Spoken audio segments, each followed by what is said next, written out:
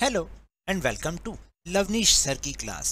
This is Directorate of Education GNCT of Delhi's worksheet number 44, and it is only for class 8 students. It has taken from the subject science, and we will learn and understand chapter force and pressure in this worksheet. So students, आज की इस worksheet में हम force and pressure chapter को सीखेंगे, उसके बारे में जानेंगे। जैसे कि आपको पता है कि लास्ट वर्कशीट में भी हमने और इसके बारे में थोड़ा बहुत जाना था। अब आज की इस वर्कशीट में उससे आगे के बारे में सीखेंगे।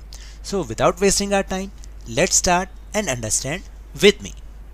We have learned that force is applied on an object in the same direction at to one another. देखिए, हम अब ये जानते हैं और हम ये सीख चुके हैं कि यदि किसी ऑब्जेक्ट पर सेम डायरेक्शन में फोर्स लगाया जाए तो उससे क्या होगा, उसमें जो उसकी स्पीड होगी वो बढ़ जाएगी, यानी और ज़्यादा तेज हो जाएगी। इसलिए क्योंकि जो उसमें दोनों फोर्सेस होंगे वो ऐड हो जाएंगे, इसलिए we need to specify the direction in which forces act. इसलिए हमें वो डायरेक्शन बतानी जरूरी है जिसमें कि फोर्स लगाया जा रहा है, अप्लाई किया जा रहा है। A force applied on an object can change its speed. देखिए, किसी ऑब्जेक्ट पर लगाया गया फोर्स उसकी स्पीड को भी चेंज कर सकता है। If the force is in the direction of motion, the speed of object increases. यानी अगर किसी ऑब्जेक्ट पर हम सेम डायरेक्शन में फोर्स लगाएं तो वो उसकी स्पीड को बढ़ा सकता है। If the force is in the direction opposite to the direction of motion, then its results in a decrease in the speed of object. और यदि किसी मान लीजिए किसी डायरेक्शन में जो कोई ऑब्जेक्ट है, हम उसके अगेंस्ट उस पर फोर्स लगा रहे हैं तो ये उसकी स्पीड में कमी कर सकता है। तो अब आप समझे कि एक ऑब्जेक्ट पर लगाया गया फोर्स उसकी स्पीड को कैसे कम या ज़्यादा कर सकता है। For example, a goalkeeper dives और jumps to save the goal. जैसे कि उदाहरण के लिए एक गोलकीपर जो गोल को सेव करने के लिए या तो बॉल पर डाइव करता है या जंप करता है। The force applied by him can stop और deflect the ball, saving a goal being scored. और देखिए, जो उसने बॉल पर फोर्स लगाया है तो वो उसको फोर्स लगा के उस बॉल को रोक सकता है या बॉल की डायरेक्शन को चेंज कर सकता है और गोल होने से भी बच सकता है ना मज़ेदार बात। On the other hand, in order to move a tire faster, it has to be pushed repeatedly, which means that force has to applied in the direction of motion of an object. और देखिए, बिल्कुल ठीक इसके दूसरी ओर, यदि हमें किसी tyre को बहुत तेज़ी से फास्ट करके मूव करना हो, फास्टर मूव करना हो, तो हमें उसकी डायरेक्शन में ही उसको पुश करना पड़ेगा। तो इसलिए यदि हमें हम सेम डायरेक्शन में ही फोर्स लगाएंगे तो उससे क्या होगा, ऑब्जेक्ट की स्पीड बढ़ जाएगी। A change in either the speed of an object or its direction of motion or both is described as change in state of motion. तो देखिए, यदि किसी ऑब्जेक्ट की स्पीड में चेंज आए या उसकी डायरेक्शन में चेंज आए, डायरेक्शन ऑफ मोशन में चेंज आए या दोनों में, तो हम इस चेंज को क्या कहते हैं कि उसकी स्टेट ऑफ मोशन में चेंज हो गया है। There are also some situations in which objects are not free to move.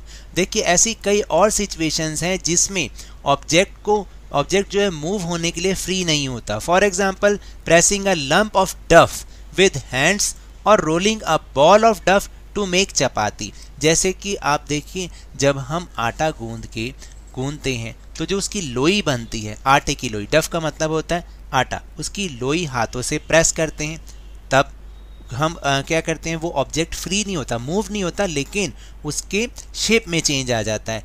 या एक जो बॉल ऑफ डफ होती है यानी आटे की लोई होती है, उसको बेल कर जब हम चपाती बनाते हैं। The application of force in these cases leads to change in shape of an object. और इस तरीके की एप्लीकेशन जो हम अप्लाई कर रहे हैं, इस तरीके की जो एक्टिविटी ऑफ फोर्स है, वो क्या करती है, किसी ऑब्जेक्ट की शेप में चेंज कर देती है। सो these are the topics of this worksheet. Now we'll move on our question answer section.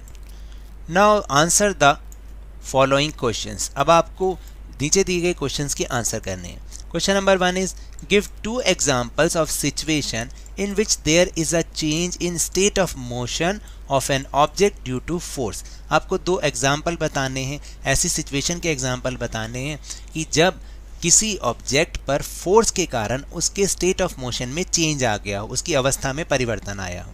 देखिए for example a goalkeeper dives और jumps to save the goal, यानी जब एक गोलकीपर गोल को बचाने के लिए उस बॉल पर डाइव करता है या जंप करता है।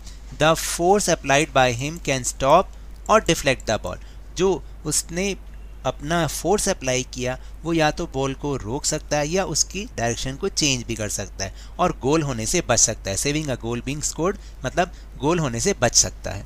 देन सेकंड सिचुएशन क्या है, a hockey player changes the direction of the moving ball with a flick of the stick, यानी एक हॉकी प्लेयर क्या कर सकता है, अपनी स्टिक से, जो हॉकी स्टिक के फ्लिक से, एक बार उसकी फ्लिक से उसकी जो अगर मूविंग बॉल आ रही हो तो उसकी डायरेक्शन को वो फ्लिक करके चेंज कर सकता है उसकी डायरेक्शन को। तो ये 2 एग्जांपल्स हैं। Now question number 2, state the effect of force in following situations. नीचे कुछ सिचुएशंस दे रखी हैं जिसमें आपको फोर्स का इफेक्ट बताना है कि क्या होगा, और वो यहाँ पर आपको हिंट भी दे रखे हैं कि भाई वो इफेक्ट में चेंज इन शेप होगा या चेंज इन स्पीड होगा या चेंज इन डायरेक्शन होगा। आपको इन्हीं तीनों ऑप्शंस को यूज़ करना है। तो let's see the following situations. जो फर्स्ट सिचुएशन है वह squeezing a piece of lemon, यानी नींबू के एक टुकड़े को निचोड़ना।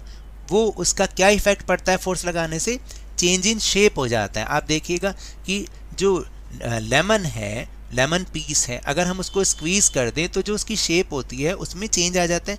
वो पहले थोड़ा बड़ा होता है तो फिर बाद में वो छोटा हो जाता है। Then second is a batsman hitting a ball.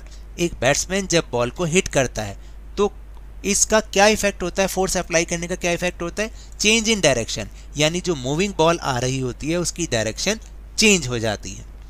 Then a car is stopped by applying brakes, यानी एक कार पर जब ब्रेक लगाए जाते हैं तो वो स्टॉप हो जाती है, रुक जाती है। तो अब बताइए कौन सा इफेक्ट होगा, चेंज इन स्पीड होगा, यानी स्पीड डिक्रीज हो जाएगी, स्पीड में कमी आ जाएगी। तो ये हुआ change in speed.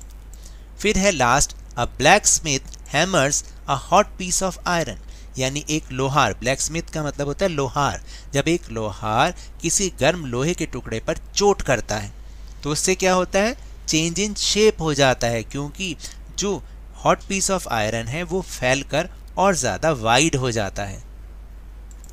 Then question number 3, give 2 examples from your surrounding where force can change the direction and state of motion.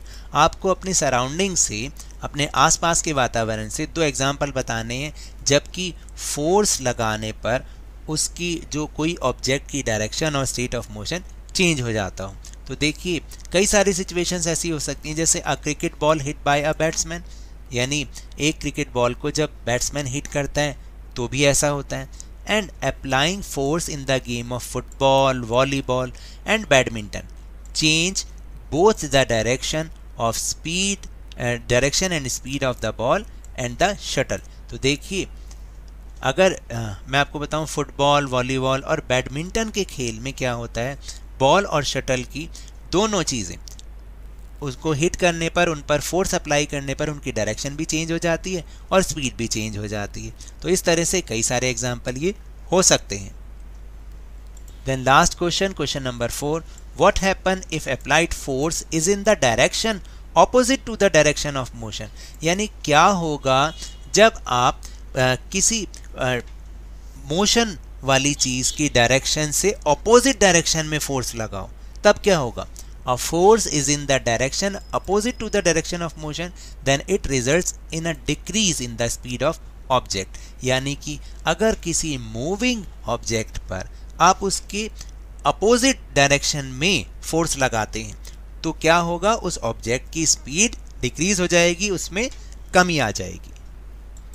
So now that's all for this worksheet. अगर मेरे इस तरह समझाने से आपको थोड़ा सा भी समझ में आया हो तो इस चैनल को ज़्यादा से ज़्यादा सब्सक्राइब कीजिए, लाइक कीजिए और बहुत ज़्यादा शेयर भी कीजिए। और हाँ, मेरे साथ इसी तरह आसानी से वर्कशीट को समझते रहिए, लेकिन ध्यान और मन लगाकर पूरी मेहनत और लगन के साथ ऑनलाइन ही सही पढ़ते जरूर रहिए। And if you want to defeat corona virus then please wear your mask. And जब भी पॉसिबल हो और जब भी अवेलेबिलिटी ऑफ वैक्सीन हो तो इसकी वैक्सीनेशन अवश्य कराएं, क्योंकि कोरोना को हराना है और ज़िंदगी को एक बार फिर से सुहाना बनाना है।